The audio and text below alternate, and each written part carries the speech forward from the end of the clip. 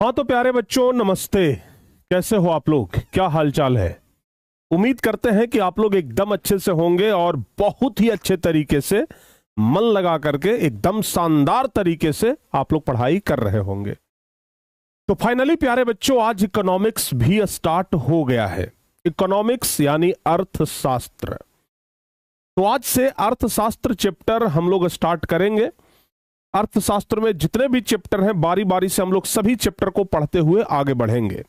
लेकिन आज एक बहुत ही महत्वपूर्ण क्लास हम शुभारंभ करेंगे, बहुत ही महत्वपूर्ण चैप्टर शुभारंभ करेंगे, जहां से कि परीक्षा में बहुत सारे प्रश्न पूछे जाते हैं। हर एक वर्ष इकोनॉमिक्स आपके पूरे सोशल साइंस में बहुत ही ज्यादा महत्वपूर्ण स्थान रखता है। तो चलिए भाई, आज हम इकोनॉमिक्स यानी अर्थशास्त्र को शुरू करते हैं। आप सभी हमारे छोटे भाई बहन लोग तैयार हो जाओ, ताकि आज की इस बेहतरीन सी क्लास को एकदम बेहतरीन अंदाज में, बेहतरीन तरीके से और बेहतरीन कॉन्सेप्ट के साथ शुरू किया जाए।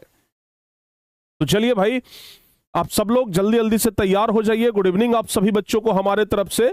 ओम गणेशाय नमः। नया चैप्टर का शुभारंभ किए हैं तो भाई एक बार भगवान का आशीर्वाद तो बनता है, तो आप सब लोग एक बार भगवान को प्रणाम कर लें, ताकि आज कंसेप्ट एकदम बढ़िया से आप लोगों को समझ में आ जाए।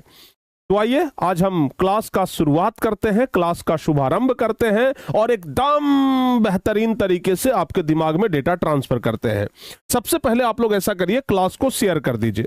जो भी बच्चे लोग, हमारे भाई बहन लोग क्लास को शेयर नहीं किए हैं, तो एक बार जल्दी जल्दी से आप लोग क्लास को शेयर कर दीजिए। चूंकि पहला क्लास है, इकोनॉमिक्स का पहला चैप्टर है, बहुत महत्वपूर्ण क्लास होने वाला है, तो जल्दी जल्दी से आप लोग क्लास को शेयर कर दीजिए। और जो भी बच्चे क्लास को लाइक नहीं किए हैं, तो एक बार क्लास को भी जम करके लाइक करिए, ठीक है ना। तो फटाफट से क्लास को शेयर कर दीजिए और सभी बच्चे जल्दी से जल्दी क्लास को लाइक भी कर दीजिए। तो लाइक और शेयर रुकनी नहीं चाहिए प्यारे बच्चों, ठीक है ना। तो आप सब लोग तैयार हैं बाबू? क्या आप सब लोग तैयार हैं? चलिए, तो हम लोग आज स्टार्ट करते हैं इकोनॉमिक्स। लेकिन उससे पहले एक चीज और बता दें कि 10th क्लास में अगर आप पढ़ रहे हैं और अगर बढ़िया से तैयारी करना चाहते हैं, अगर हल्के फुल्के तैयारी करना चाहते हैं, तब तो YouTube आपके लिए काफी है। लेकिन अगर डीपली तैयारी करना चाहते हैं, बेहतरीन तरीके से तैयारी करना चाहते हैं, कुछ अच्छे नंबर लाना चाहते हैं, टॉपर्स बनना चाहते हैं, तो फिर आप हमारे पेड बैच में यानी टॉपर बैच में जरूर जुड़े, जो कि आप लोगों को एकदम बेहतरीन तरीके से टॉपर्स बनाने में हेल्प करेगा। तो आप सभी बच्चे टॉपर बैच में जरूर जुड़ जाइएगा, ताकि 2027 में हम बढ़िया से टॉपर बने, ठीक है ना बाबू? एकदम, हाँ जी, 1.5 लाख फिर मिलेगा, ठीक है ना। एक बच्चे कह रहे हैं कि सर 1.5 लाख फिर मिलेगा। बिल्कुल मिलेगा। अगर आप टॉपर बनकर के दिखाते हो तो काहे नहीं मिलेगा, ठीक है ना, ध्यान रखिएगा। चलिए आइए, चैप्टर का शुभारंभ करते हैं, चैप्टर का शुरुआत करते हैं और एकदम जबरदस्त तरीके से करते हैं। चलो बाबू, हम लोग किस सब्जेक्ट को पढ़ रहे हैं? इकोनॉमिक्स। प्यारे बच्चे, हम लोग पढ़ रहे हैं इकोनॉमिक्स। हम लोग पढ़ रहे हैं इकोनॉमिक्स। इकोनॉमिक्स का मतलब होता है अर्थशास्त्र। अर्थशास्त्र, प्यारे बच्चों, किसी भी व्यक्ति को अर्थशास्त्र का ज्ञान होना बहुत जरूरी है, ठीक है ना। अर्थशास्त्र का ज्ञान होना बहुत जरूरी है। अर्थशास्त्र में हम लोग पढ़ते क्या है? अर्थशास्त्र में हम लोग प्यारे बच्चे मुख्य रूप से रुपयों पैसों के बारे में अध्ययन करते हैं। मतलब हम लोग कमाते कैसे हैं, कमाते हैं तो बदले में हम लोग को जो पैसा मिलता है उसको जमा कहाँ करते हैं, यानी बैंक के बारे में हम लोगों को पढ़ना है। पैसा का विकास कैसे हुआ है ये पढ़ेंगे, सिक्का का विकास कैसे हुआ ये पढ़ेंगे, एटीएम कार्ड कैसे बना ये पढ़ेंगे, क्रेडिट कार्ड कैसे बना ये पढ़ेंगे, यानी कि बहुत कुछ पढ़ना है, ठीक है ना। अगर आप इकोनॉमिक्स बढ़िया से पढ़ते हैं तो आपको बहुत ही बेहतरीन सब्जेक्ट लगेगा कि भाई इकोनॉमिक्स से बढ़िया और कोई सब्जेक्ट नहीं है। तो इकोनॉमिक्स आपको एक बहुत ही शानदार और बहुत ही बेहतरीन सब्जेक्ट के रूप में देखने के लिए मिलेगा। तो आप सभी लोग जल्दी जल्दी से तैयार हो जाइए इकोनॉमिक्स पढ़ने के लिए, अर्थशास्त्र पढ़ने के लिए। तो फटाफट से आप लोग इकोनॉमिक्स के लिए बाबू तैयार हो जाओ, ठीक है ना। अर्थशास्त्र हम शुरू करते हैं। हमारा जो पहला नंबर चैप्टर है, जैसा कि आप लोग यहां पर भी देख लिए हैं, हमारा जो पहला नंबर चैप्टर है उसका नाम क्या है? अर्थव्यवस्था एवं इसके विकास का इतिहास। यानी कि अर्थव्यवस्था के बारे में पढ़ना है और अर्थव्यवस्था का विकास कैसे हुआ है इसके बारे में पढ़ना है। सबसे पहले हम लोगों को समझना पड़ेगा कि आखिर ये अर्थव्यवस्था है क्या। आप लोगों को ये चीजें ना समझना पड़ेगा कि अर्थव्यवस्था है क्या। ठीक है, आप देख सकते हैं कि हमारे हाथ में कुछ सिक्के हैं, सोना का सिक्का है। ये ऐसा मत समझिएगा कि प्रिंस सर अपने घर का कोई सोना का सिक्का रखल होगा निकाल करके फोटो खींचा है ना भाई, ये सब ना एआई से जनरेटेड है। ठीक है ना, एआई से जनरेटेड है, सोना का सिक्का लगा दिया गया है। ऐसा मत समझिएगा कि प्रिंस सर सोना के सिक्का लेकर के फोटो खिंचवाए हैं, भाई अगला दिन रेड पड़ जाएगा हमरे के यहाँ अगर ऐसा रियल फोटो होगा तो। चलिए आगे बढ़ते हैं। हम लोगों को समझना है बाबू अर्थव्यवस्था के बारे में। इकोनॉमिक्स तो ठीक है, इकोनॉमिक्स तो हम लोग पढ़ेंगे ही पढ़ेंगे, लेकिन हम लोगों को मुख्य रूप से क्या समझना है, अर्थव्यवस्था। ध्यान से सुनिएगा, हम लोगों को समझना है अर्थव्यवस्था। अर्थव्यवस्था को जानना है कि अर्थव्यवस्था आखिर है क्या। देखिए अर्थव्यवस्था है क्या, अर्थव्यवस्था किसे कहते हैं, यह क्वेश्चन बहुत ही अपने आप में इंपॉर्टेंट क्वेश्चन है, क्योंकि यह क्वेश्चन बिहार बोर्ड में अभी तक लगभग हमें लगता है कि 6-7 बार पूछा गया है। अर्थव्यवस्था किसे कहते हैं, यह मैट्रिक परीक्षा में 6-7 बार से कम नहीं पूछा गया है, बहुते बार यह क्वेश्चन पूछा गया है। तो अर्थव्यवस्था तो हम लोग समझेंगे ही समझेंगे, लेकिन अर्थव्यवस्था को बेहतर तरीके से समझने के लिए, अर्थव्यवस्था अगर आप बेहतर तरीके से समझना चाहते हैं तो अर्थव्यवस्था को बेहतर तरीके से समझने के लिए आपको समझना पड़ेगा आर्थिक क्रिया। अर्थव्यवस्था को बेहतर तरीके से समझने के लिए अर्थव्यवस्था से पहले आपको क्या समझना पड़ेगा, आर्थिक क्रिया। आर्थिक क्रिया, आर्थिक क्रिया समझना पड़ेगा। यानी कि अगर आप अर्थव्यवस्था को समझना चाहते हैं तो इससे पहले आर्थिक क्रिया को जान लीजिए। एक होता है ना कि इससे निपटना है तो उससे पहले हमसे निपटना होगा, तो अर्थव्यवस्था से निपटना है तो उससे पहले आर्थिक क्रिया से निपटना पड़ेगा। यह आर्थिक क्रिया है क्या, हम एकदम सिंपल भाषा में आपको बताने का प्रयास करते हैं।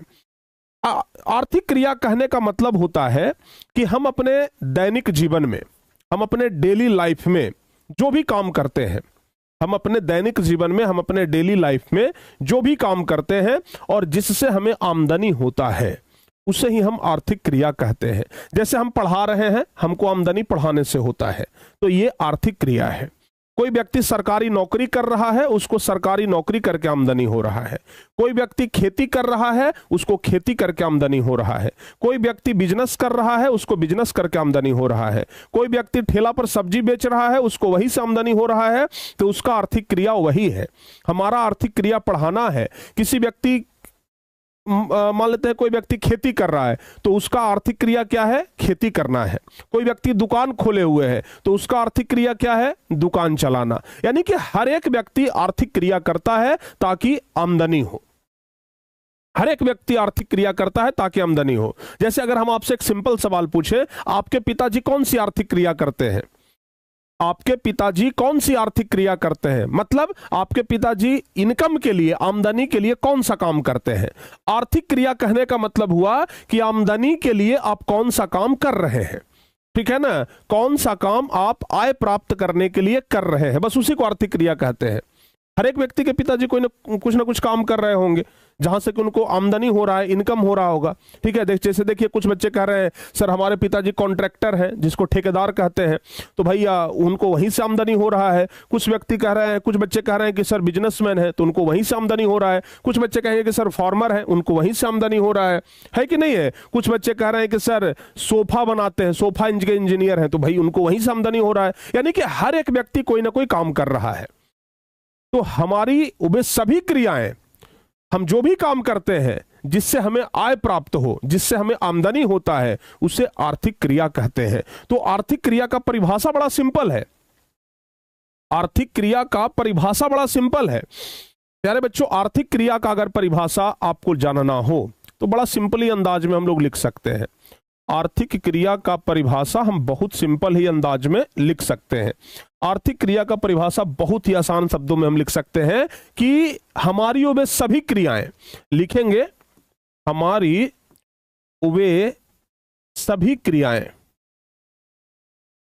सभी क्रियाएं, हमारी वे सभी क्रियाएं जिनसे हमें आय प्राप्त होती है, जिनसे हमें आय प्राप्त होती है।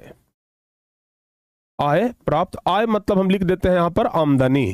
ठीक है ना, आय मतलब क्या होता है, आमदनी, ध्यान रखिएगा। ठीक है ना। तो हमारी वे सभी क्रियाएं जिनसे हमें क्या होता है, आय प्राप्त होती है, आय प्राप्त होती है, उसे ही आर्थिक क्रिया कहते हैं, उसे ही आर्थिक क्रिया कहते हैं। ध्यान रखिएगा, उसे ही क्या कहते हैं, आर्थिक क्रिया कहते हैं। समझ में आया बाबू? ध्यान रखिएगा, चाहे कुछ भी आप काम कर लीजिए, ठीक है ना, चाहे आप कुछ भी काम कर लीजिए, जैसे हम कुछ एग्जाम्पल भी लिख देते हैं, जैसे, ठीक है ना, जैसे कुछ व्यक्ति जो है वो कृषि कार्य कर रहा है, तो कृषि करना, ध्यान रखिएगा, कृषि करना, ठीक है ना, मत्स्य पालन, मत्स्य पालन, ठीक है ना, पशुपालन, कुछ व्यक्ति बेचारा जानवर ही पाल करके पैसा कमा रहा है, तो पशुपालन हो गया, ठीक है ना। जैसे हम लिख देते हैं व्यापार, व्यापार, हम लिख देते हैं दुकानदारी, दुकानदारी, ठेकेदारी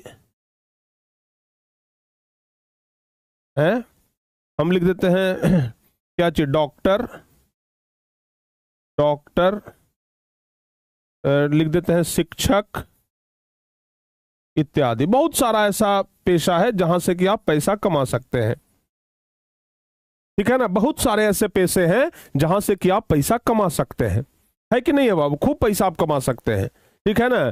तो आर्थिक क्रिया एकदम सिंपल भाषा में यही है कि हम कोई भी काम करें जहां से हमको आमदनी हो रहा है, तो वह काम ही आर्थिक क्रिया कहलाएगा, ठीक है ना। ध्यान रखिएगा, हम कोई भी काम कर रहे हैं जहां से हमें आमदनी हो रहा है, तो हम उसे क्या कहेंगे, आर्थिक क्रिया कहेंगे, ठीक है। समझ में आ गया बाबू? अब अगर आर्थिक क्रिया समझ में आ गया है, तो अब आप कहेंगे कि सर अभी तो आप बोले कि आर्थिक क्रिया समझ जाएंगे तो अर्थव्यवस्था समझ में आ जाएगा। एकदम सही बात, अगर आप आर्थिक क्रिया समझेंगे तो अर्थव्यवस्था समझ में आ जाएगा। तो अब आइए अर्थव्यवस्था समझते हैं। आर्थिक क्रिया तो सब लोग समझ गए ना, एक बार डबल सी लिख करके हमें कंफर्म कर दीजिए। आर्थिक क्रिया सब लोग समझ गए ना, एक बार जल्दी से डबल सी लिख करके कंफर्म कर दो कि हाँ सर जी समझ गए हैं। जल्दी से बाबू, एक बार जल्दी से, हमारे एक घुट पानी पीते पीते आप लोग कंफर्म करिए जल्दी से कि हाँ सर जी समझ गए हैं।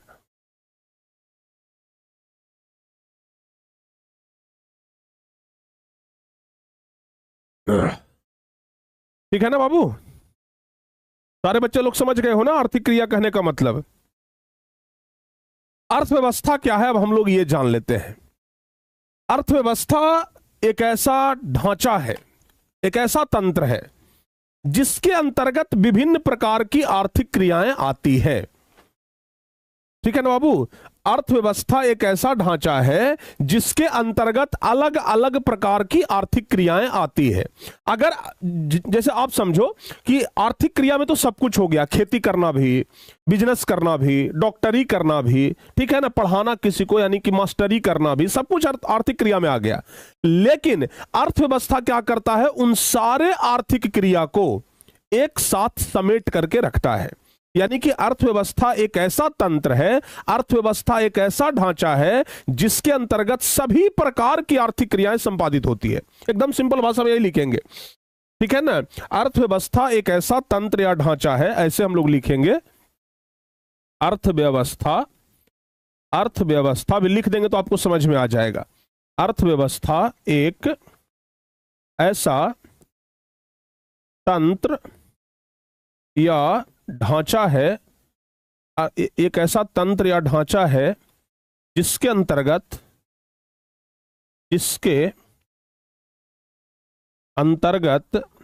विभिन्न प्रकार की, जिसके अंतर्गत विभिन्न प्रकार की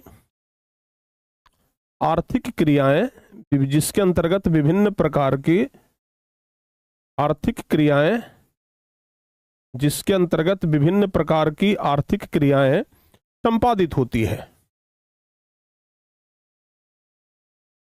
संपादित होती है, जिसके अंतर्गत विभिन्न प्रकार की आर्थिक क्रियाएं संपादित होती है। किसी भी प्रकार का आप काम कर रहे हैं वो सब अर्थव्यवस्था के अंतर्गत ही आएगा।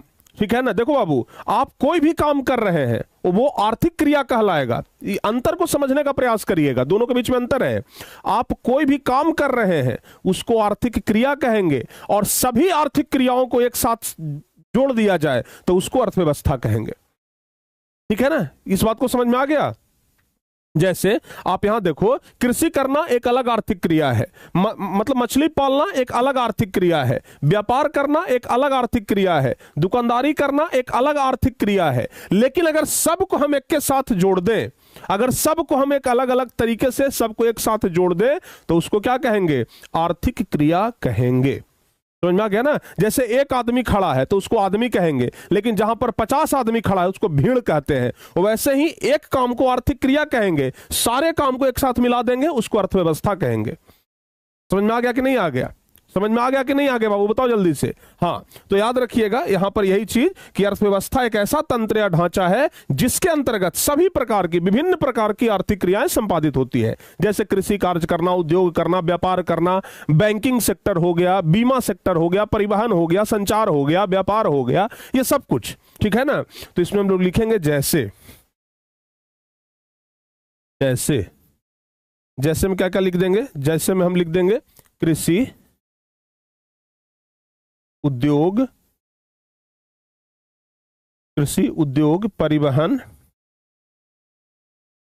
बैंक, बैंकिंग इत्यादि। बहुत सारा काम जो है उसको अगर एक साथ मिला दिया जाए तो उसी को हम लोग क्या कहेंगे? उसी को हम लोग क्या कहेंगे? अर्थव्यवस्था कहेंगे। अच्छा, एक बात और समझिएगा, बहुत सारे लोग पैसा कमाने के दो तरीके होते हैं। अब आप ऐसे समझो, कुछ लोग अपनी वस्तुओं को बेच करके पैसा कमाते हैं और कुछ लोग अपनी सेवा को बेच करके पैसा कमाते हैं। तो अर्थव्यवस्था में दोनों शामिल है। अगर कोई व्यक्ति वस्तु या सेवा दोनों में से कुछ भी बेच ले, चाहे कोई वस्तु बेच रहा हो या सेवा बेच रहा हो। जैसे आप समझिए, अगर हम मान लिया जाए कि हम मोबाइल बेच रहे हैं, हमारा ये मोबाइल है, चाहे हम ये मोबाइल खरीदे हैं, तो ये मोबाइल खरीदे हैं, हम वस्तु खरीदे हैं। हम मान लेते हैं कि ये बोतल खरीदे हैं, ठीक है ना। तो ये बोतल बेच करके कंपनी पैसा कमा रहा है कि नहीं है बाबू? अगर ये पेन है तो ये पेन बेच करके कंपनी पैसा कमा रहा है। डिजिटल बोर्ड है तो डिजिटल बोर्ड बेच करके कंपनी पैसा कमा रहा है। लेकिन कुछ ऐसा चीज भी है जहां पर कि किसी वस्तु को नहीं बेचा जाता है लेकिन पैसा कमाया जाता है। जैसे हम एक शिक्षक हैं और हम किसी वस्तु को नहीं बेचते हैं, हम किसी वस्तु को नहीं बेचते हैं, हम बस आप लोगों को पढ़ाते हैं। कोई वस्तु नहीं बेच रहे हैं, हम एक सेवा कर रहे हैं। जैसे एक डॉक्टर होता है, डॉक्टर क्या करता है? कोई वस्तु नहीं बेचता है, वो बस सेवा करता है। ठीक है ना, ध्यान रखिएगा इस बात को। बैंकिंग सेक्टर की बात करते हैं, बैंकिंग वाले क्या करते हैं? बैंकिंग वाले कोई वस्तु नहीं बेचता है, वो सेवा दे रहा है। एक होता है सामान बेचना और एक होता है सेवा देना। इस बात को समझिएगा, ठीक है ना। जैसे अगर मान लिया जाए हम बात करते हैं परिवहन, आप कहीं पर एक जगह से दूसरे जगह जाते हैं, आपको मान लिया जाए कि पटना से दिल्ली जाना है। अगर आप पटना से दिल्ली जा रहे हैं तो पटना से दिल्ली जाने के लिए कोई ना कोई गाड़ी पकड़ेंगे। मान लेते हैं कि आप पटना से दिल्ली जाने के लिए एक स्कॉर्पियो बुक किए, वो स्कॉर्पियो आपको पटना से दिल्ली पहुंचा दिया, बदले में कह रहा है कि हमको 10,000 रुपया चाहिए। तो क्या वो स्कॉर्पियो वाला कोई वस्तु बेचा है? बताओ बाबू, एक गाड़ी वाला आपको पटना से दिल्ली पहुंचा दिया, क्या वो गाड़ी वाला आपको कोई वस्तु दिया है? नहीं ना, वह आपको सेवा दिया है। बस वह आपको सेवा दिया है, ठीक है ना। वह आपको सेवा दिया है कि वह आपको पटना से दिल्ली पहुंचा दिया। तो परिवहन भी जो है वो क्या कर रहा है? सेवा दे रहा है। समझ में आया ना। आप अपने फोन में रिचार्ज करते हैं, फोन में रिचार्ज करते हैं, फोन में रिचार्ज करने के बदले में कोई आपको वस्तु मिलता है?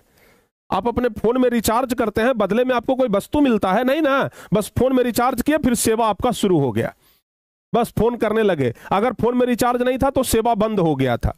यानी कि पैसा दो तरीके से कमाया जाता है, एक होता है कोई वस्तु बेच करके, एक होता है सेवा बेच करके। ध्यान रखिएगा इस बात को, ठीक है ना। हालांकि सेवा को कभी भी बेचा नहीं जाता है, इस बात को भी याद रखिएगा। सेवा को कभी भी बेचा नहीं जाता है, सेवा का शुल्क होता है, वस्तु का कीमत होता है। इस बात को याद रखिएगा, वस्तु का कीमत होता है लेकिन सेवा का शुल्क होता है। सेवा का शुल्क होता है, वस्तु का कीमत होता है, दोनों में अंतर है। ये मत कहिएगा कि सेवा का कीमत है। नहीं भाई, सेवा का कीमत नहीं होता। जैसे आप समझो कि ये कोई वस्तु है, ठीक है ना, जैसे हम ये बोतल मान लेते हैं, ये बोतल है, हम बाजार से गए 20 रुपया में इसको खरीद लिए, ये इसका कीमत है कि इसको बनाने में 15 रुपया का खर्चा आया, कंपनी 5 रुपया फायदा लगा करके, फायदा कमा करके इसको 20 रुपया में बेच रही है, तो ये इसका कीमत है, 20 रुपया इसका कीमत है, ठीक है ना। लेकिन अगर हम अपनी बात करें, मतलब दूसरा एग्जाम्पल छोड़ दीजिए, हम अपनी बात करें, हम आपको सेवा दे रहे हैं, सेवा के बदले में कुछ पैसे दे रहे हैं, लेकिन वो हमारी सेवा का कीमत नहीं है। आप हमारी कीमत नहीं लगा सकते हैं। एक डॉक्टर अगर आपका इलाज कर रहा है तो आप डॉक्टर का कीमत नहीं लगा सकते हैं। वो सेवा दे रहा है, इसके बदले में आप उसे कुछ शुल्क दे रहे हैं कि लीजिए भाई, आप हमारा सेवा किए हैं, बदले में कुछ शुल्क ले लीजिए, ठीक है ना। कीमत नहीं लगा सकते हैं आप। एक डॉक्टर को आप खरीदने का प्रयास करिएगा, उसका कीमत लगा दीजिएगा। एक मास्टर को आप उसका कीमत लगा दीजिएगा। एक बैंक वाले के पास जाइएगा, उसका कीमत लगा दीजिएगा, नहीं ना, है? कीमत नहीं लगा सकते हैं आप। अगर डॉक्टर के पास जाइएगा, कहेगा कि भाई बताओ, हम तुम्हारा कीमत लगाना चाहते हैं, तो सीधे कहेगा, तो वो सीधे कहेगा कि तू हमको खरीदेगा, हमको खरीदने का औकात है, सीधे हो जाएगा। आप डॉक्टर के पास जाते हैं, आप डॉक्टर के पास जाते हैं तो पूछते हैं कि डॉक्टर साहब आपका फी कितना है। फी मतलब शुल्क होता है। डॉक्टर साहब के पास जाते हैं तो डॉक्टर साहब से पूछते हैं ना कि डॉक्टर साहब आपका फी कितना है। कभी ये पूछे हैं कि डॉक्टर साहब आपका रेट कितना है? कभी ऐसे पूछे हैं क्या? रेट मतलब होता है कीमत, फी मतलब होता है शुल्क, ठीक है ना। तो एक बात हमेशा ध्यान रखिएगा कि जो वस्तु बिक रहा है उसका कीमत होता है, लेकिन अगर सेवा कोई दे रहा है तो उसका शुल्क होता है, उसका कीमत नहीं होता है। लेकिन पैसा दोनों तरीकों से कमाया जाता है, यह भी बात ध्यान रखिएगा। एक इंजीनियर आता है और बस दिमाग लगा देता है, उसके बदले में वो पैसा ले लेता है, तो वो उसका फी हुआ, वो उसका शुल्क हुआ, उसका कीमत आप नहीं दे सकते हैं। सारे बच्चों को समझ में आ गया बाबू? तो आप लोगों को समझ में आया कि किसी वस्तु को बेच करके भी पैसा कमाया जाता है और सेवा दे करके भी पैसा कमाया जाता है। तो अर्थव्यवस्था जो है वह न केवल वस्तु बल्कि सेवाएं को संपादित करती है। यानी कि अर्थव्यवस्था वस्तु और सेवा दोनों को संपादित करती है। यानी कि अर्थव्यवस्था में वस्तु और सेवाएं दोनों आता है, ध्यान रखिएगा। हम यहां पर चाहें तो अगले लाइन में लिख भी सकते हैं कि अर्थव्यवस्था में, हम चाहें तो लिख सकते हैं कि अर्थव्यवस्था में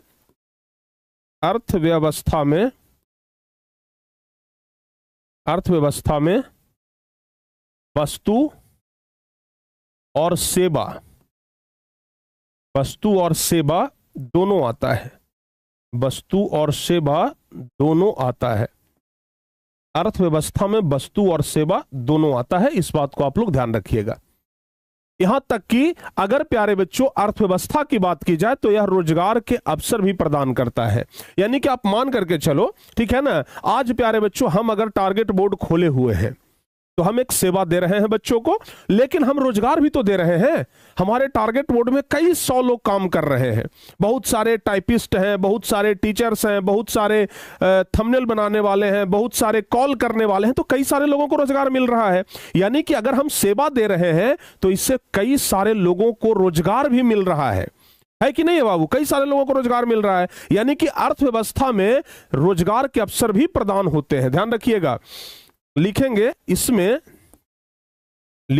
इसमें रोजगार के अवसर भी, इसमें रोजगार के, रोजगार लिखा गया, रोजगार, इसमें रोजगार के अवसर भी, इसमें रोजगार के अवसर भी प्रदान होते हैं। इसमें रोजगार के अवसर भी प्रदान होते हैं, ध्यान रखिएगा। इसमें रोजगार के अवसर भी प्रदान होते हैं, ध्यान रखिएगा, ठीक है ना। तो कुल मिलाकर के अर्थव्यवस्था के बारे में बाबू लोग इतना आप लोग ध्यान रखिएगा। बताओ भाई, अर्थव्यवस्था और आर्थिक क्रिया, ये सब कुछ आपको पता चल गया? बताओ बाबू, सारे बच्चे को समझा दिए ना हम बढ़िया से? अर्थव्यवस्था भी समझा दिए और आर्थिक क्रिया भी समझा दिए। एकदम सिंपल चीज है। आर्थिक क्रिया मतलब जो काम हम लोग करते हैं,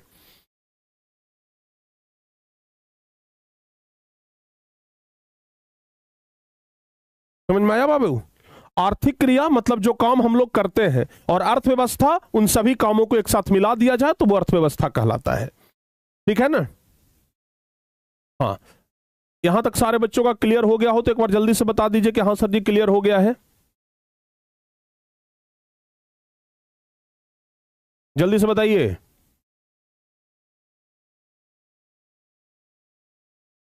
हालांकि अर्थव्यवस्था का परिभाषा हम आप लोगों का ये लिखवाए हैं।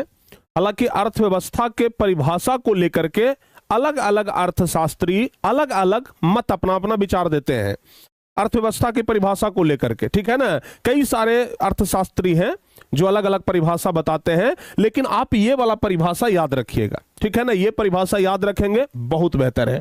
तो बाबू अलग अलग अर्थशास्त्री अलग अलग परिभाषा बताते हैं। बहुत सारे अर्थशास्त्री हुए, आर्थर लेविस हो गए, ब्राउन हो गए, प्रोफेसर ब्राउन हो गए। तो ये सब अलग अलग अर्थशास्त्री है, अलग अलग परिभाषा बताते हैं, लेकिन आपको अलग अलग परिभाषा जानने की जरूरत नहीं है, इस बात को ध्यान रखिएगा।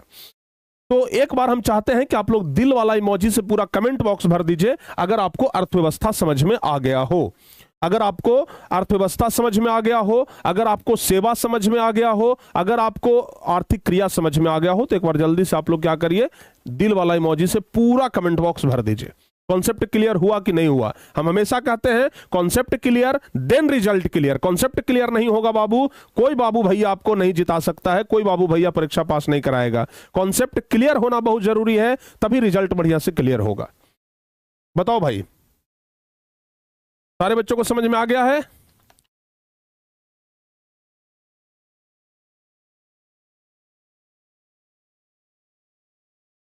चलिए बहुत बढ़िया। अब हम अर्थव्यवस्था को समझते हैं। देखो बाबू, अर्थव्यवस्था, अभी हम आपको क्या बताएं कि हम जितने भी प्रकार के काम करते हैं सब अर्थव्यवस्था के अंतर्गत ही आता है। अभी बताया ना कि भाई जितने भी प्रकार के आर्थिक क्रियाएं हैं, ठीक है ना। देखिए हम क्या लिखे हैं कि अर्थव्यवस्था वह ढांचा है जिसके अंतर्गत सभी प्रकार की आर्थिक क्रियाएं आती है। तो अर्थव्यवस्था में तो हर एक प्रकार के काम आ गया, हर एक प्रकार के आर्थिक क्रिया आ गया, लेकिन अर्थव्यवस्था को अच्छे तरीके से समझने के लिए इन कामों को बांटा गया है। जैसे कृषि, उद्योग, परिवहन, बैंकिंग, हम तो यहां पर साथ में लिख दिए हैं, लेकिन अर्थव्यवस्था में इन सभी को अलग अलग बांटा गया है। सबका क्षेत्र अलग अलग है, सबका एक ही क्षेत्र नहीं हो सकता है। खेती करने वालों के लिए अलग क्षेत्र बनाया गया, व्यापार करने वालों के लिए अलग क्षेत्र बनाया गया, जो सेवा दे रहा है यानी कि जिसका सेवा क्षेत्र है उसका एक अलग क्षेत्र बन गया है। तो प्यारे बच्चों, अर्थव्यवस्था की अलग अलग ढांचा है, ठीक है ना, ध्यान रखिएगा। तो यानी कि आर्थिक क्रिया के आधार पर अगर सभी कामों को एक साथ देखा जाए, आदमी तो बहुत सारे काम करते हैं, दुनिया में जो आदमी है वो बहुत सारे काम करते हैं, इस बात को आप लोग ध्यान रखिएगा।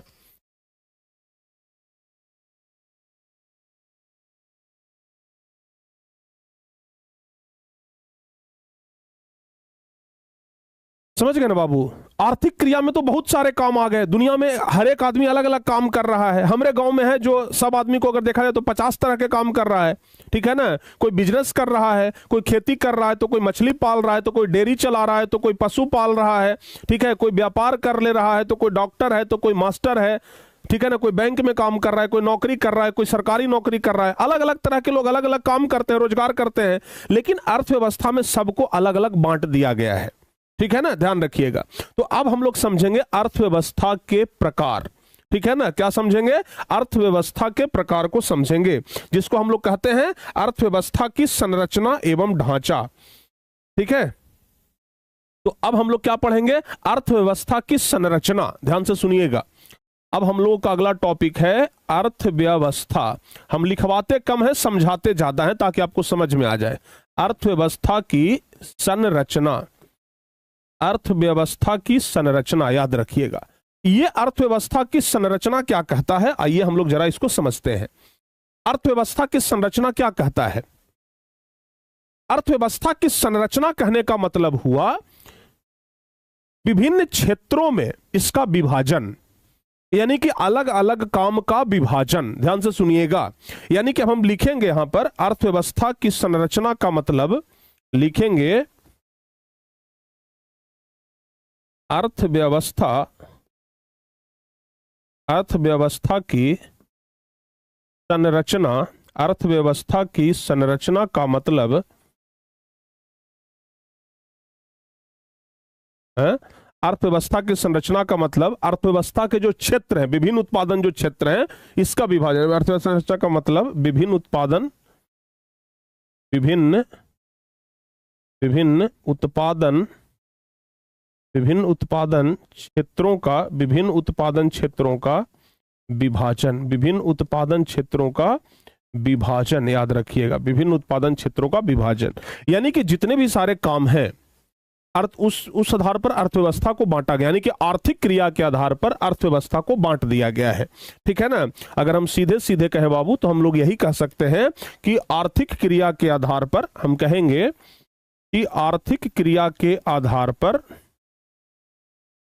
अर्थव्यवस्था को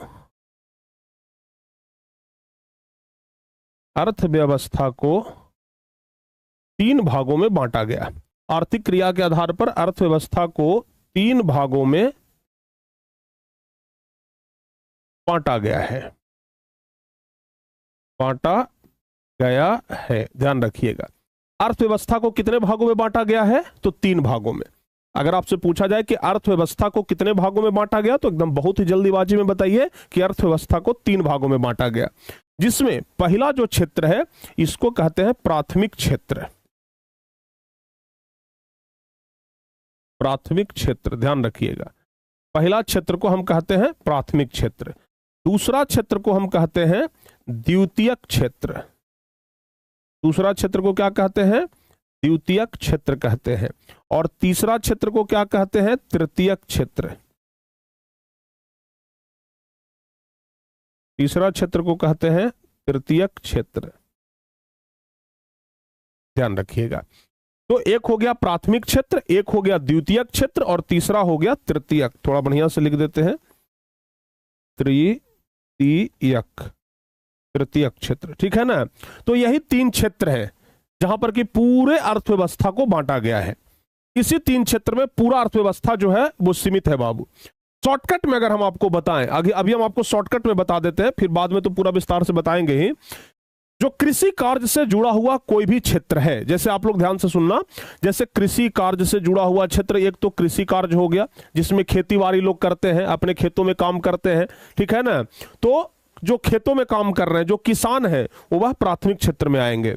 अगर कोई व्यक्ति पशुपालन कर रहा है, यानी कि पशुओं को पाल रहा है, आमतौर पर आप लोग देखते होंगे कि जो किसान लोग होते हैं, जो खेतों में काम करने वाले लोग होते हैं, वही लोग अक्सर अपने घर में 2-4 गो गाय भैंस पाल लेता है। सब है कि नहीं है बाबू? जो किसान लोग होते हैं ना, वही अपने घरों में गाय भैंस जो है वो पाल लेते हैं। यानी कि प्राथमिक क्षेत्र में ही कृषि भी आता है, पशुपालन भी आता है। अगर बात करें मछली पालन, मत्स्य पालन जिसको कहते हैं, मत्स्य पालन, वन से संबंधित अगर कोई चीज है इत्यादि कर देते हैं। ठीक है ना। तो प्यारे बच्चों, ये सब जो है वो प्राथमिक क्षेत्र में आता है। यानी कि आप सीधे सीधे ये समझ लीजिए कि किसान जो है वो प्राथमिक क्षेत्र में आता है। अब चाहे कृषि कार्य हो, चाहे पशुपालन हो, चाहे मत्स्य पालन हो, वो प्राथमिक क्षेत्र में आता है। यानी कि हमारे देश में किसान को अर्थव्यवस्था में पहला नंबर पर रखा गया है। ठीक है ना। आप ऐसे याद रखिएगा कि फर्स्ट में कौन है? किसान। किसान को अर्थव्यवस्था के क्षेत्र में पहला नंबर पर रखा गया है। ठीक है ना। तो किसान से जुड़ा हुआ जो भी काम है वो सब प्राथमिक क्षेत्र में है। दूसरा काम है द्वितीयक क्षेत्र। द्वितीयक क्षेत्र को हम लोग उद्योग क्षेत्र कहते हैं।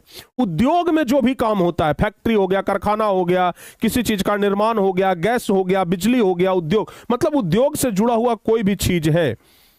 ठीक है बाबू। उद्योग हो गया, निर्माण हो गया, ठीक है ना, कोई भी निर्माण, किसी भी चीज का निर्माण हो रहा है, गैस हो गया, ठीक है ना, बिजली हो गया। तो बाबू ध्यान रखना, ये सब चीजें जो है वो द्वितीयक क्षेत्र में आता है।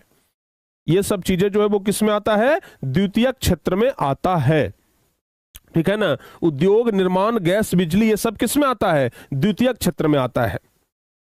समझ में आ गया कि नहीं आ गया? ठीक है ना। यानी कि प्राथमिक क्षेत्र में खेतीबाड़ी से जुड़ा हुआ चीज, कृषि कार्य से जुड़ा हुआ चीज, द्वितीयक क्षेत्र में बिजनेस, व्यापार से जुड़ा हुआ चीज, उद्योग से जुड़ा हुआ चीज, और तृतीयक क्षेत्र को सेवा क्षेत्र कहते हैं। तो प्यारे बच्चों, जो तृतीयक क्षेत्र है हमारा, याद रखिएगा, तो तृतीयक क्षेत्र को ही हम क्या कहते हैं? सेवा क्षेत्र कहते हैं। ध्यान रखिएगा, तृतीयक क्षेत्र को ही हम लोग क्या कहते हैं? सेवा क्षेत्र कहते हैं। तो सेवा क्षेत्र में क्या क्या आता है? सेवा क्षेत्र में आ जाएगा बैंक, परिवहन, संचार, शिक्षक, डॉक्टर, ठीक है ना, शिक्षक हो गया, डॉक्टर हो गया,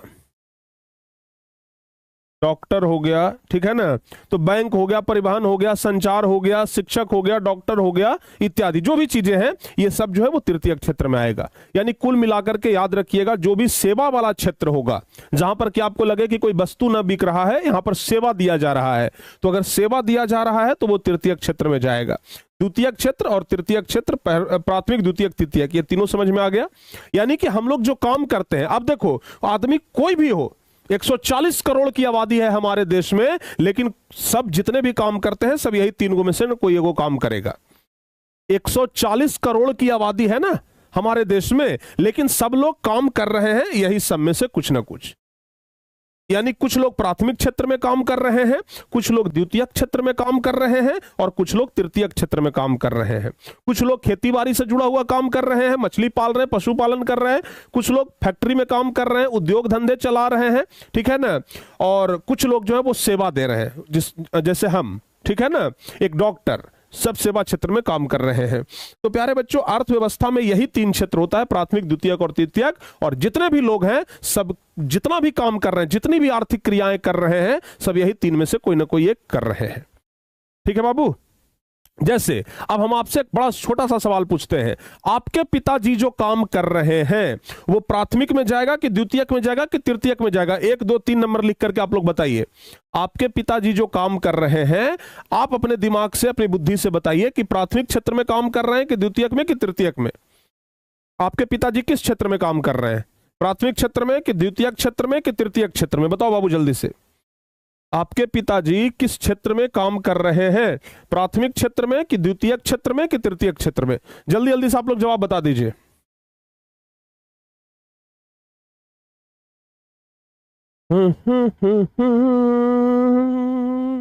देखिए, कुछ बच्चे हैं जो लिख रहे हैं सर प्राथमिक क्षेत्र, कुछ बच्चे हैं जो लिख रहे हैं सर द्वितीयक क्षेत्र, और कुछ बच्चे हैं जो लिख रहे हैं तृतीयक क्षेत्र। ठीक है ना, बहुत अच्छी बात है, एकदम सही जवाब, बहुत बढ़िया, एकदम लाजवाब। लेकिन अब हम जो अब ये चीज आपको बता दिए हैं, तो यहां से जुड़ा हुआ एक सवाल आपके परीक्षा में बार बार पूछता है, और उसमें भी दीर्घ उत्तरीय प्रश्न का सवाल है। आइए सवाल कैसे बनेगा, क्या बनेगा, हम आप लोगों को बताते हैं। ठीक है ना, 1 मिनट, पीडीएफ लगता है कि हम इस पर नहीं भेजे हैं।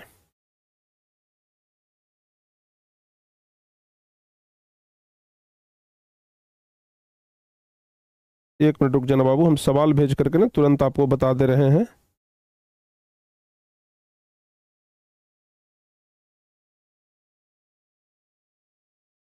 देख लो,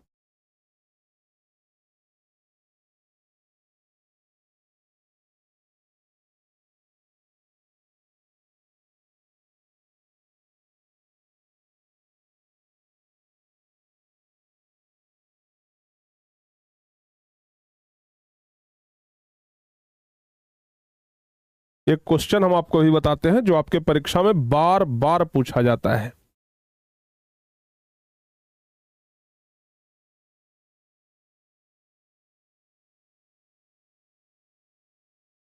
कहाँ गया चैप्टर? हाँ, ये देख लीजिए।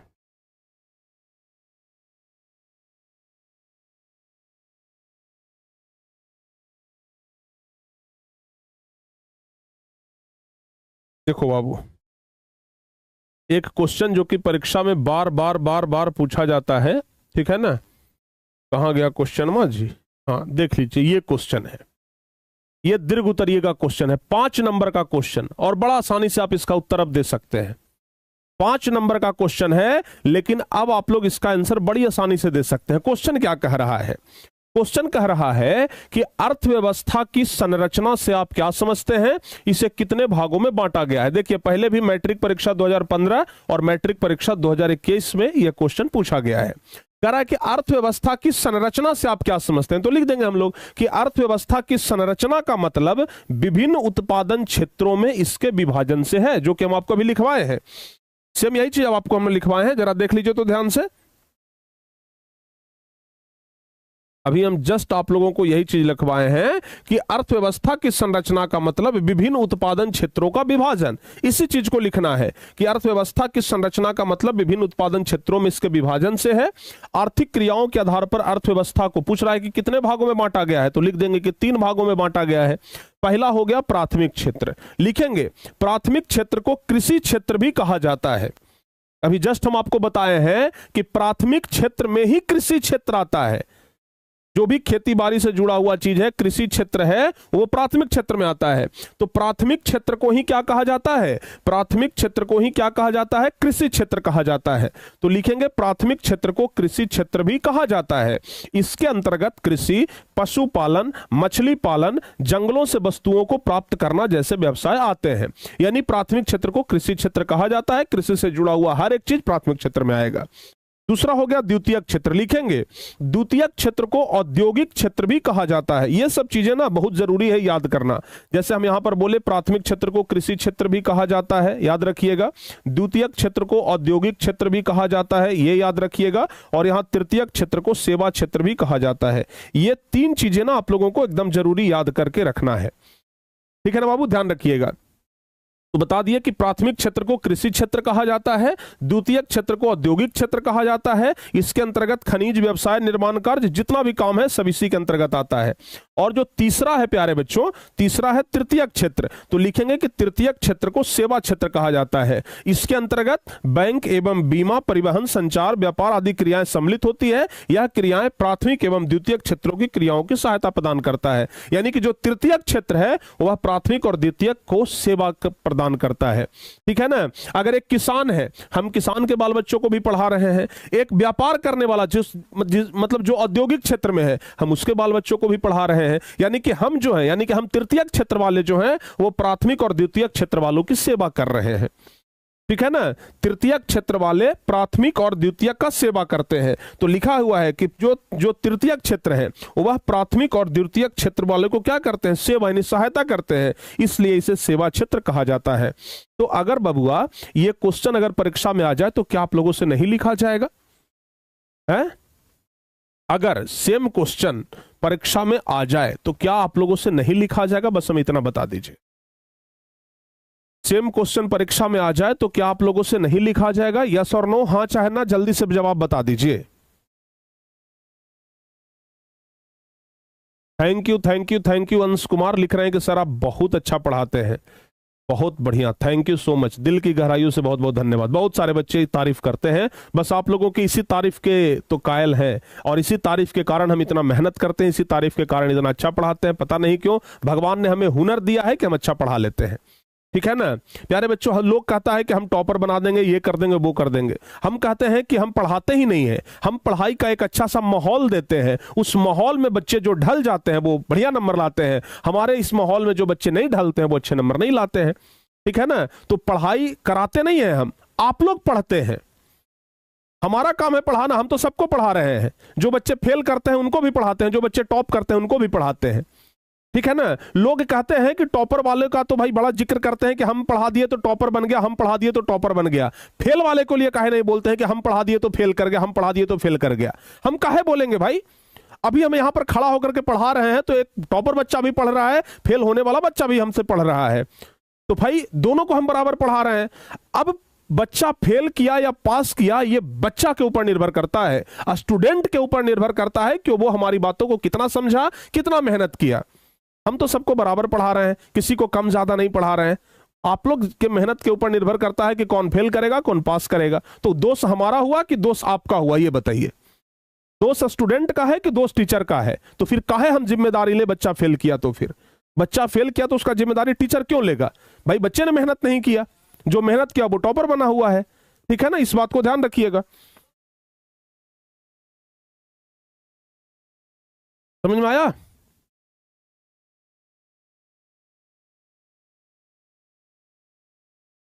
सारे बच्चों को क्लियर हो गया बाबू? बताओ जल्दी से। अगर ये वाला क्वेश्चन परीक्षा में आ जाए तो क्या आप लोग अच्छे तरीके से इस क्वेश्चन को कवर कर लेंगे? बताओ बाबू, कर लेंगे ना? चलिए अब आइए आगे बढ़ते हैं। अच्छा, एक चार्ट हम आपको दिखाते हैं, जरा इस चार्ट को गौर से देखिए।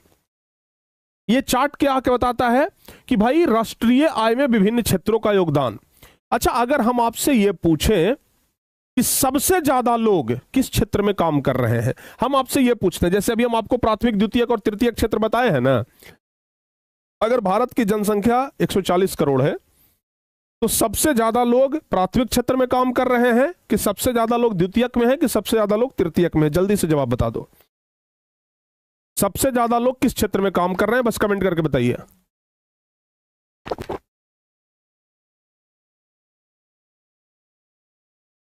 सबसे ज्यादा लोग किस क्षेत्र में काम कर रहे हैं, बस आप हमें इतना बता दीजिए। आप में से बहुत सारे लोग कहेंगे कि सर सबसे ज्यादा तो लोग तो किसान हैं, सबसे ज्यादा लोग प्राथमिक क्षेत्र में काम कर रहे हैं। फिर कुछ लोग कहेंगे कि ना सर जी, सबसे ज्यादा लोग तो द्वितीय क्षेत्र में काम कर रहे हैं। फिर कुछ लोग कहेंगे कि ना ना ना ना सर, सबसे ज्यादा लोग तृतीय क्षेत्र में काम कर रहे हैं। देखो बाबू, आपको हम एक चार्ट दिखाते हैं, इस चार्ट को जरा गौर से देखिएगा। हम 3 भाग में चार्ट को डिस्ट्रीब्यूट किए हैं। एक 1901 ईस्वी का डाटा है, एक 1901 ईस्वी का डाटा है जिस समय हमारा देश आजाद नहीं हुआ था, एक 1947 ईस्वी का डाटा है जिस वर्ष हमारा देश आजाद हुआ था, और एक 2007 ईस्वी का डाटा, यानी कि अभी से लगभग 19 साल पहले का डेटा है। ठीक है ना, ये 3 गो ईयर का नाम लिखा हुआ है। अगर हम 1901 ईस्वी में चले, यानी कि आज से लगभग हम 125 साल पहले चले, अगर आज से 125 साल अगर हम पहले चले तो सबसे ज्यादा लोग प्राथमिक क्षेत्र में काम कर रहे थे। आज से 125 साल पहले, आज से 125 साल पहले लोग प्राथमिक क्षेत्र में यानी कि खेती बाड़ी में सबसे ज्यादा काम कर रहे थे। 100 में से लगभग 64 आदमी ऐसे थे, 63 आदमी ऐसे थे जो कि खेती कर रहे थे, कृषि से जुड़े हुए कार्य कर रहे थे। आज से 125 साल पहले की बात बता रहे हैं, 1901 ईस्वी की बात हम बता रहे हैं। लेकिन जैसे जैसे समय आगे बढ़ते गया तो कृषि कार्य करने वालों की संख्या घटते गया, यानी प्राथमिक क्षेत्र वाले कार्य करने वाले लोगों की संख्या घटते गया। देखिए ना, प्राथमिक क्षेत्र की अगर हम बात करें तो 1901 ईस्वी में 63.6% लोग थे, तो 1947 में घट करके सिर्फ 58% हो गया, और 2007 में तो मात्र 22% हो गया। यानी कि समझ सकते हैं कि आज से 125 साल पहले लोग सबसे ज्यादा काम प्राथमिक क्षेत्र में कर रहे थे, लेकिन धीरे धीरे धीरे धीरे लोग प्राथमिक क्षेत्र से हटते चले गए। ठीक है ना, द्वितीय क्षेत्र में भाई संख्या बढ़ा है। आज से 125 साल पहले की अगर हम बात करें तो सिर्फ 12% लोग जो ऐसे हैं जो द्वितीय क्षेत्र में काम कर रहे थे, उद्योग धंधों में काम कर रहे थे। लेकिन जैसे जैसे समय बढ़ा वैसे वैसे लोग जो है वो द्वितीय क्षेत्र में बढ़ते चले गए। यानी कि 125 साल पहले सिर्फ 12% लोग द्वितीय क्षेत्र में काम कर रहे थे, लेकिन अब जो है वो सीधे दुगना हो गया है, 22% 2007 में ही लोग काम कर रहे थे। लेकिन अगर अभी वर्तमान की बात की जाए तो तृतीय क्षेत्र में आज से 125 साल पहले यानी कि 1901 ईस्वी में मात्र 23% लोग ही तृतीय क्षेत्र में काम कर रहे थे, यानी सेवा क्षेत्र में काम कर रहे थे सिर्फ 22-23% आदमी। लेकिन अब 2007 ईस्वी का डेटा है, 56% लोग जो हैं वो तृतीय क्षेत्र में काम कर रहे हैं। यानी कि अगर वर्तमान में देखा जाए तो सबसे ज्यादा लोग तृतीय क्षेत्र में जुड़ करके काम कर रहे हैं, सबसे ज्यादा लोग तृतीय क्षेत्र में हैं। यानी कि वर्तमान समय में तृतीय क्षेत्र में ही सबसे ज्यादा लोग हैं। आप इस बात को समझने का प्रयास करिए, वर्तमान समय में सबसे ज्यादा लोग जो है वो तृतीय क्षेत्र में ही हैं। इस बात को आपको समझना पड़ेगा। ठीक है ना बाबू, इस बात को आप लोग समझिएगा। तो यही हो गया प्यारे बच्चों, प्राथमिक क्षेत्र और द्वितीय क्षेत्र और तृतीय क्षेत्र। यानी कि आर्थिक क्रिया के आधार पर हमारी अर्थव्यवस्था को कितने क्षेत्रों में बांटा गया, ध्यान रखिएगा 3 क्षेत्रों में, प्राथमिक, द्वितीयक और तृतीयक। लेकिन हमारा अर्थव्यवस्था भी अलग अलग प्रकार का है। अगर हम अर्थव्यवस्था की बात करें, ये तो अर्थव्यवस्था का क्षेत्र हो गया, आर्थिक क्रिया के आधार पर, काम के आधार पर बंटवारा हो गया। लेकिन अगर अर्थव्यवस्था के प्रकार का बात करें तो हर एक देश में अर्थव्यवस्था अलग अलग होता है। ठीक है ना बाबू, हर एक देश में अर्थव्यवस्था जो है वो अलग अलग होता है, इस बात को ध्यान रखिएगा।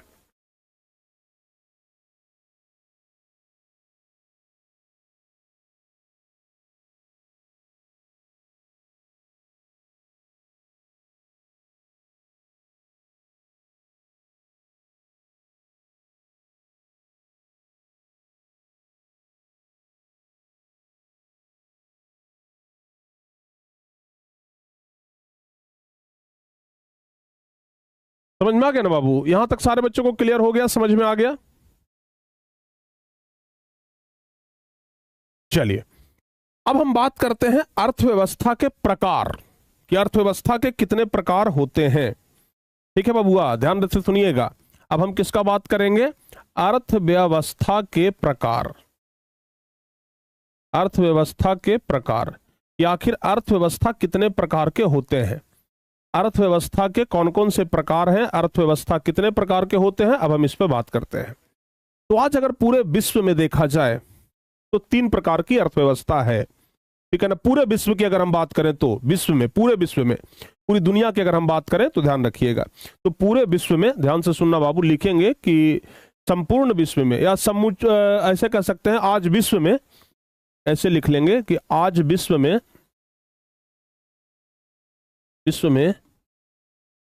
3 प्रकार की, आज विश्व में 3 प्रकार की, आज विश्व में 3 प्रकार की अर्थव्यवस्था आज विश्व में 3 प्रकार की अर्थव्यवस्था पाई जाती है। आज विश्व में 3 प्रकार की अर्थव्यवस्था पाई जाती है। पूरे विश्व की अगर बात की जाए तो आज विश्व में कितने प्रकार की अर्थव्यवस्था है? 3 प्रकार की अर्थव्यवस्था पाई जाती है, जिसमें सबसे पहला अर्थव्यवस्था है पूंजीवादी। पूंजीवादी अर्थव्यवस्था। पूंजीवादी अर्थव्यवस्था है। दूसरा हो गया समाजवादी अर्थव्यवस्था। दूसरा है समाजवादी अर्थव्यवस्था।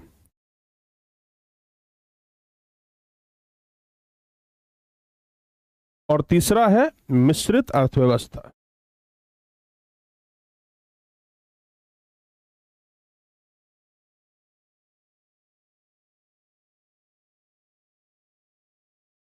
क्लियर हो गया बाबू? सबको समझ में आ गया? बताओ जल्दी से।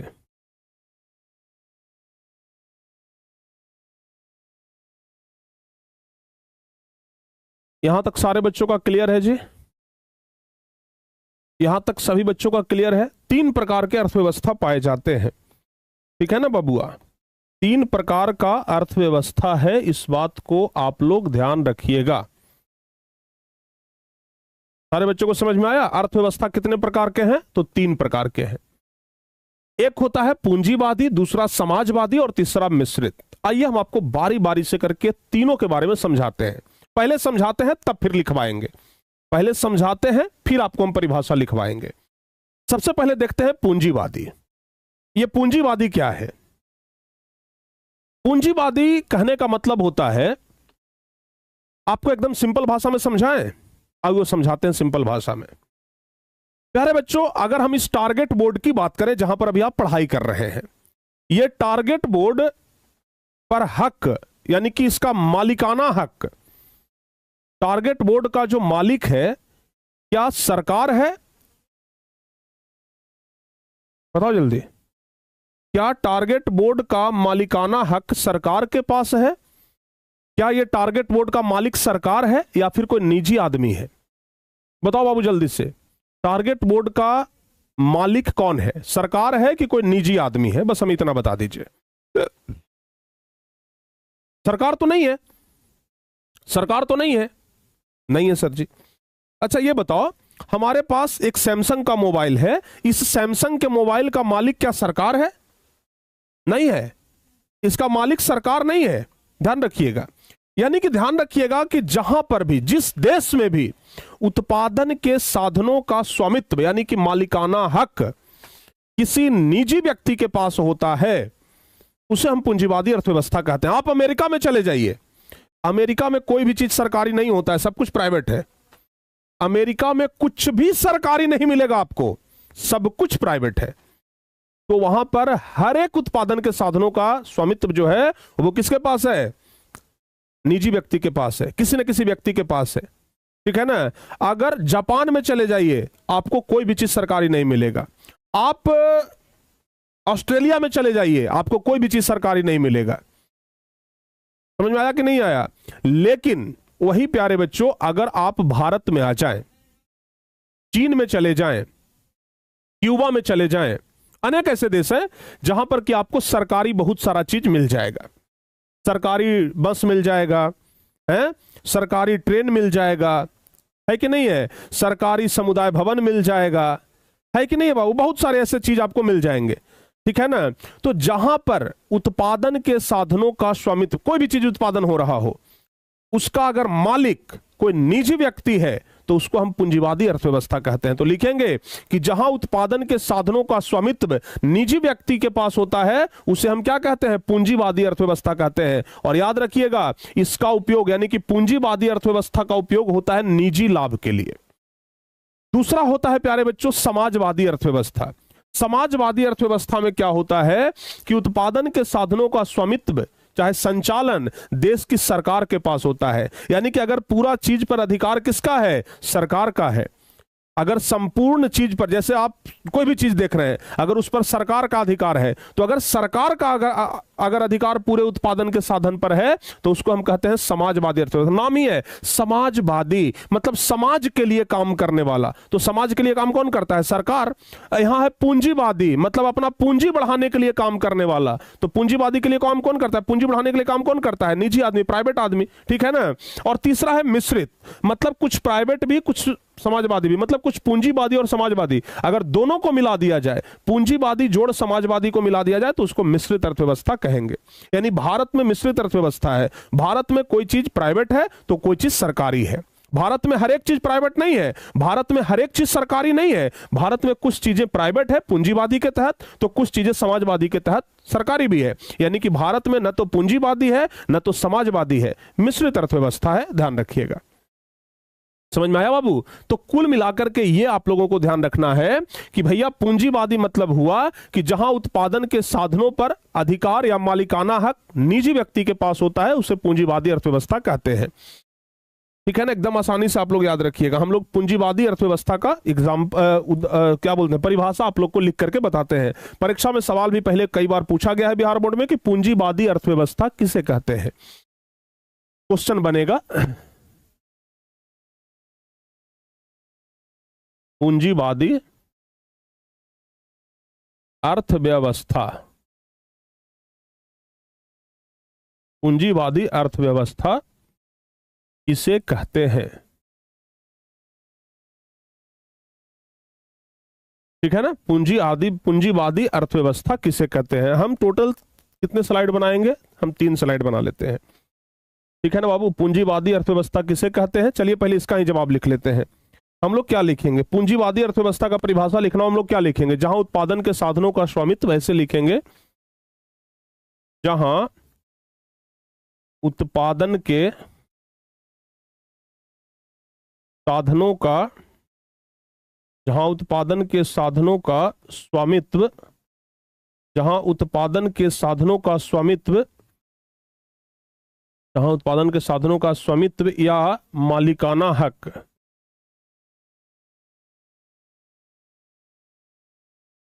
जहां उत्पादन के साधनों का स्वामित्व या मालिकाना हक निजी व्यक्ति के पास होता है,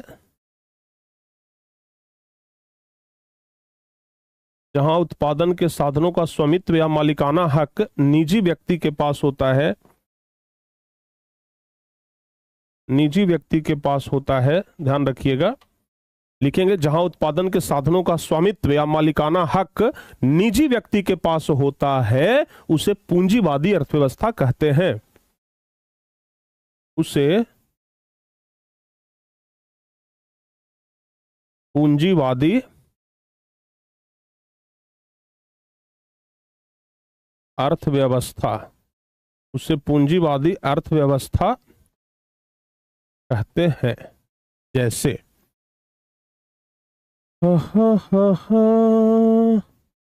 अमेरिका, अमेरिका देश में पूंजीवादी अर्थव्यवस्था है, जापान में पूंजीवादी अर्थव्यवस्था है, ऑस्ट्रेलिया में पूंजीवादी अर्थव्यवस्था है, इत्यादि। कई सारे ऐसे देश हैं जहां पर कि क्या है, पूंजीवादी अर्थव्यवस्था है, ध्यान रखिएगा। इसका आप इसमें एक चीज और लिख लीजिएगा, इसका उपयोग निजी लाभ के लिए होता है, ठीक है ना। लिख लेंगे हम नोट में, इसका उपयोग इसका उपयोग किस लिए होता है? निजी लाभ के लिए। इसका उपयोग निजी मतलब अपना लाभ के लिए होता है, निजी लाभ के लिए, निजी लाभ के लिए होता है। जैसे आप ऐसे समझो बाबू कि अगर कोई आदमी बस चला रहा है, अगर एक बस प्राइवेट बस है, तो बस का मालिक क्या सोचेगा कि भाई ज्यादा से ज्यादा पैसेंजर को ढोएंगे तो ज्यादा से ज्यादा हमको पैसा होगा। लेकिन सरकारी बस चलता है तो सरकार का टारगेट होता है कि जनता का सेवा करना है। तो पूंजीवादी और समाजवादी यही चीज है। अगर कोई प्राइवेट आदमी कोई काम कर रहा है तो वो फायदा के लिए काम करेगा कि ज्यादा से ज्यादा हमको फायदा हो, लेकिन सरकार जनता की भलाई के लिए न फायदा न लाभ के सिद्धांत पर कार्य करती है। ठीक है ना? तो ये वाला ध्यान रखिएगा, ये क्वेश्चन भी कई बार परीक्षा में पूछा जा चुका है। बिहार बोर्ड के लिए बोर्ड मॉडल क्वेश्चन है। बीएम मतलब हो गया बोर्ड मॉडल। ये क्वेश्चन कैसा है बाबू? बोर्ड मॉडल क्वेश्चन है, मतलब बोर्ड में पूछा गया क्वेश्चन है, इसको आप लोग ध्यान रखिएगा। दूसरा नंबर पे आता है समाजवादी अर्थव्यवस्था। ठीक है ना? देखो इसी को हम कॉपी करके कैसे समाजवादी अर्थव्यवस्था बनाते हैं। देखो बाबू, पूंजीवादी के जगह हम बस क्या कर दिए हैं? समाजवादी। हम लिखेंगे समाजवादी अर्थव्यवस्था।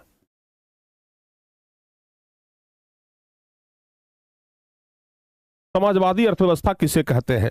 इसका हम बहुत सिंपल तरीके से आंसर लिख सकते हैं कि जहां उत्पादन के साधनों का स्वामित्व यानी कि मालिकाना हक, स्वामित्व, एकदम ध्यान से समझिएगा, जहां उत्पादन के साधनों का स्वामित्व, यहां पर सिर्फ कर देते हैं स्वामित्व या संचालन, स्वामित्व या संचालन, पूरा मिटा देते हैं, लिखते हैं जहां पर उत्पादन के साधनों का स्वामित्व या संचालन का जिम्मेदारी,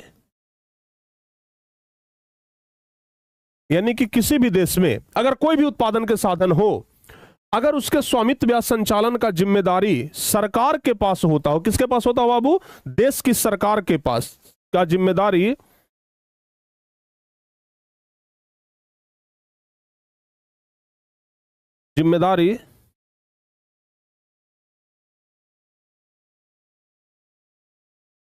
देश के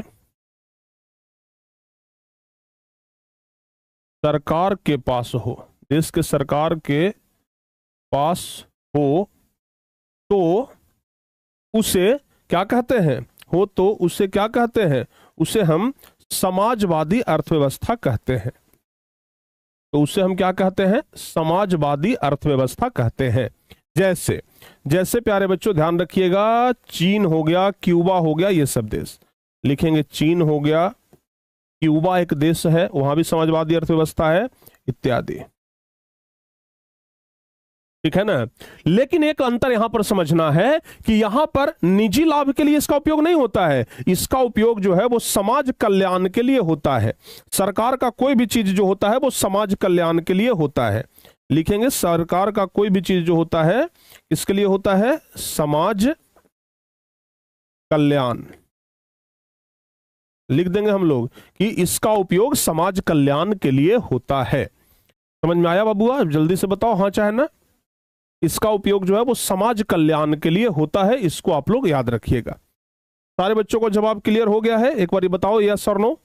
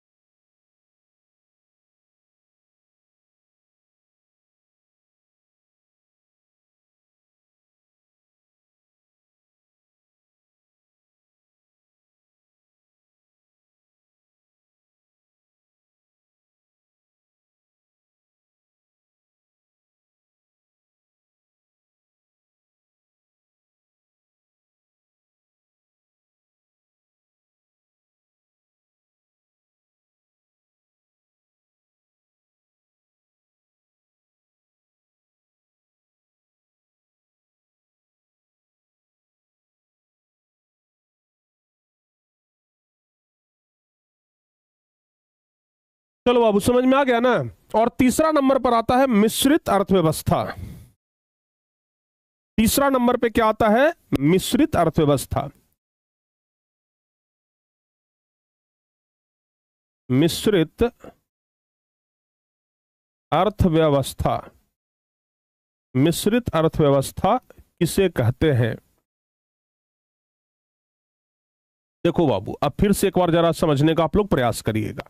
अभी जस्ट हम आपको बताए कि जहां कोई भी चीज का मालिकाना हक, किसी भी उत्पादन के साधन का मालिकाना हक अगर निजी व्यक्ति के पास हो, अगर स्वामित्व निजी व्यक्ति के पास है, तो उसको हम क्या कहते हैं? उसको हम कहते हैं पूंजीवादी। अभी हम आपको बताया कि पूंजीवादी में निजी लाभ के लिए काम होता है, अपने लाभ के लिए। समाजवादी अर्थव्यवस्था जहां पर कि किसी भी उत्पादन के साधनों का स्वामित्व या संचालन सरकार के पास हो, यानी कि कोई भी सरकारी चीज समाजवादी अर्थव्यवस्था में आएगा, कोई भी प्राइवेट चीज पूंजीवादी अर्थव्यवस्था में आएगा। और अगर सरकारी और प्राइवेट दोनों को मिला दिया जाए, यानी कि मिश्रित अर्थव्यवस्था जो है वो पूंजीवादी और समाजवादी अर्थव्यवस्था का मिश्रण है। लिखेंगे हम लोग कि पूंजीवादी, लिखेंगे कि पूंजीवादी और समाजवादी, लिखेंगे कि पूंजीवादी और समाजवादी, पूंजीवादी और समाजवादी अर्थव्यवस्था, अर्थव्यवस्था, पूंजीवादी और समाजवादी अर्थव्यवस्था के मिश्रण को, पूंजीवादी और समाजवादी अर्थव्यवस्था के मिश्रण को ही क्या कहेंगे? पूंजीवादी और समाजवादी अर्थव्यवस्था के मिश्रण को ही हम मिश्रण को ही मिश्रित अर्थव्यवस्था कहते हैं। मिश्रित अर्थव्यवस्था, मिश्रित अर्थव्यवस्था कहते हैं। क्या कहते हैं? मिश्रित अर्थव्यवस्था कहते हैं, ध्यान रखिएगा। यानी कि जहां पर पूंजीवादी और समाजवादी दोनों मिला हुआ हो, यानी कि उत्पादन के साधनों पर अधिकार किसका होगा? सरकार का भी होगा और निजी व्यक्ति का भी होगा। लिखेंगे इसमें उत्पादन के साधनों का, इसमें उत्पादन के साधनों का स्वामित्व, इसमें उत्पादन के साधनों का स्वामित्व या मालिकाना हक, या मालिकाना हक, उत्पादन के साधनों का स्वामित्व या मालिकाना हक सरकार के पास भी होता है और निजी व्यक्ति के पास भी होता है। तो लिखेंगे मालिकाना हक सरकार एवं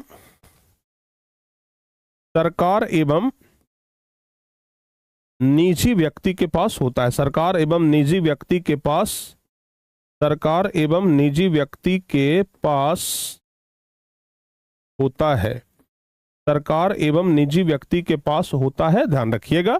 अच्छा, इसमें हम एक चीज जोड़ लेंगे, ध्यान रखिएगा, हमारा देश जो भारत है, तो भारत में मिश्रित अर्थव्यवस्था ही है, ठीक है ना। लिखेंगे कि भारत में मिश्रित अर्थव्यवस्था है, भारत में मिश्रित अर्थव्यवस्था है, भारत में मिश्रित अर्थव्यवस्था है। भारत में कौन सी अर्थव्यवस्था है? तो याद रखिएगा, भारत में मिश्रित अर्थव्यवस्था है, यानी कि भारत में कोई चीज प्राइवेट भी है तो कोई चीज सरकारी भी है। समझ में आ गया बाबू? चलिए, बहुत बढ़िया। अच्छा, अब यहां से मिश्रित अर्थव्यवस्था से संबंधित एक सवाल जो कि परीक्षा में पूछा जाता है, आइए हम आप लोगों को बताते हैं। मिश्रित अर्थव्यवस्था से संबंधित एक सवाल जो परीक्षा में पूछा जाता है, यह सवाल है जो देख लीजिए बाबू 2022 में ऑलरेडी पूछा गया है। सवाल क्या कह रहा है कि मिश्रित अर्थव्यवस्था की मुख्य विशेषताओं का उल्लेख करें। मिश्रित अर्थव्यवस्था किसे कहते हैं, मिश्रित अर्थव्यवस्था की मुख्य विशेषता क्या है, इसका उल्लेख करना है।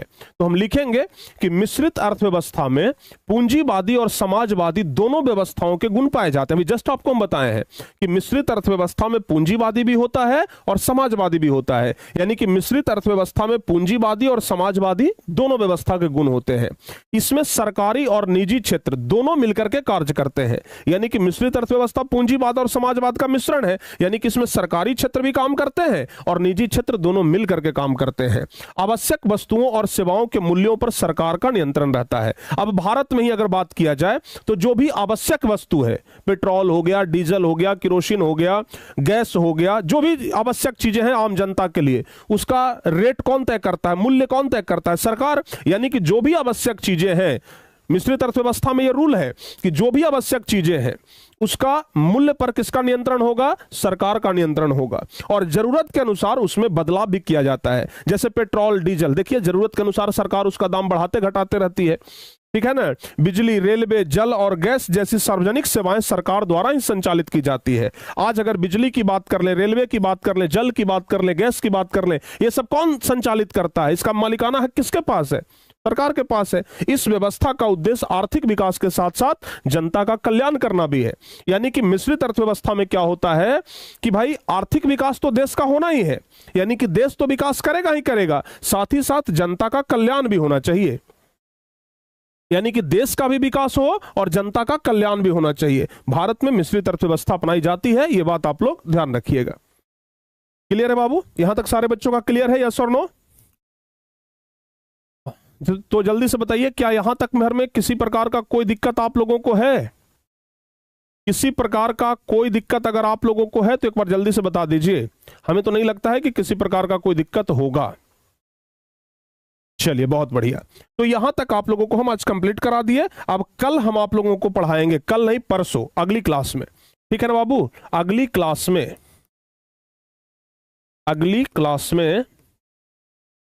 अगली क्लास में हम आप लोगों को पढ़ाएंगे अर्थव्यवस्था का विकास। अर्थव्यवस्था का विकास।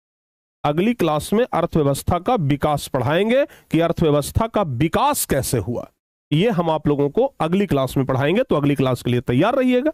आज हम आप लोगों को पढ़ा दिए हैं पूरा इंट्रोडक्शन अर्थव्यवस्था के बारे में, अर्थव्यवस्था के कितने क्षेत्रों में बांटे गए हैं वो सब कुछ, और साथ ही साथ हम आपको अर्थव्यवस्था के प्रकार, पूंजीवादी, समाजवादी और मिश्रित अर्थव्यवस्था, ये सब कुछ कंप्लीट करा दिए हैं। ठीक है ना बाबू?